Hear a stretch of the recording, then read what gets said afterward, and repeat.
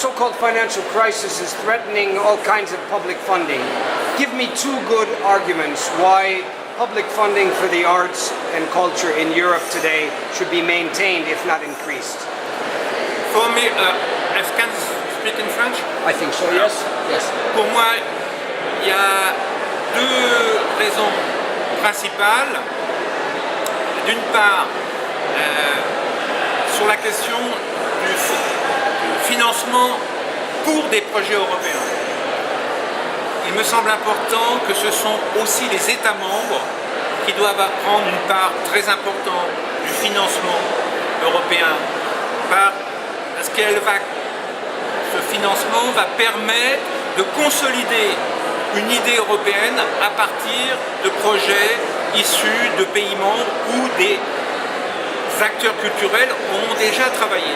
Donc c'est aussi aux États membres à prendre en compte aujourd'hui le niveau européen comme un niveau tout à fait important pour financer. Le deuxième, c'est la responsabilité de l'Union européenne, non pas parce que je pense qu'on n'aura jamais une politique culturelle européenne comme on l'entend dans les pays, mais je pense que le plus important pour moi, c'est de surtout peut-être développer encore un projet comme culture, on peut en parler, mais surtout, d'avoir des projets cohérents pour faire voir à l'ensemble du monde, c'est-à-dire en dehors des pays membres, que la culture européenne n'est pas simplement quelque chose évanescent, mais c'est une réalité.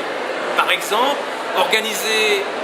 dire à nos amis des États-Unis, vous avez inventé le jazz, mais aujourd'hui, ce serait intéressant d'organiser un festival de jazz européen itinérant aux États-Unis pour leur dire, voyez comment vous avez inventé le jazz, nous, on l'a traduit dans notre diversité, parce que les Danois, les Français, les Manouches, c'est du jazz européen, et c'est un peu différent. Même chose pour le baroque, par exemple. L'Amérique du Sud a développé un baroque très intéressant. Ce qui serait intéressant, c'est de faire une exposition en Amérique du Sud pour montrer comment le baroque européen se confronte avec le baroque de l'Amérique du Sud.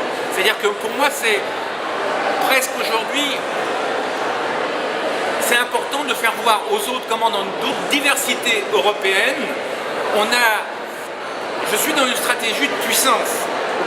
De puissance européenne, et la puissance européenne, la civilisation européenne, elle existe, en partie c'est la culture, son histoire l'a montré, les cathédrales, les penseurs, ça vient de l'Europe ça.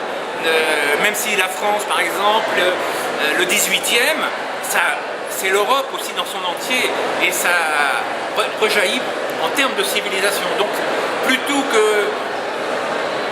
que d'aider, on est bien content. Mon travail, ça a été d'aider les professionnels à avoir de l'argent européen dans le cadre de culture. Maintenant, je m'occupe d'un projet qui est là. On est très content de l'avoir. Mais c'est 200 projets par an.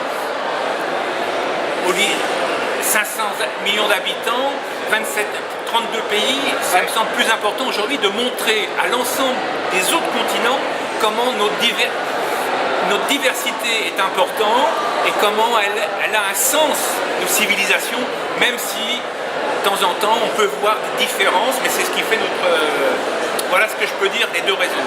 Aider les projets à dominante de coopération dans chaque pays membre et que l'Union européenne s'intéresse beaucoup plus à faire voir la différence de notre culture à l'extérieur de l'Union européenne. Très bien. Merci.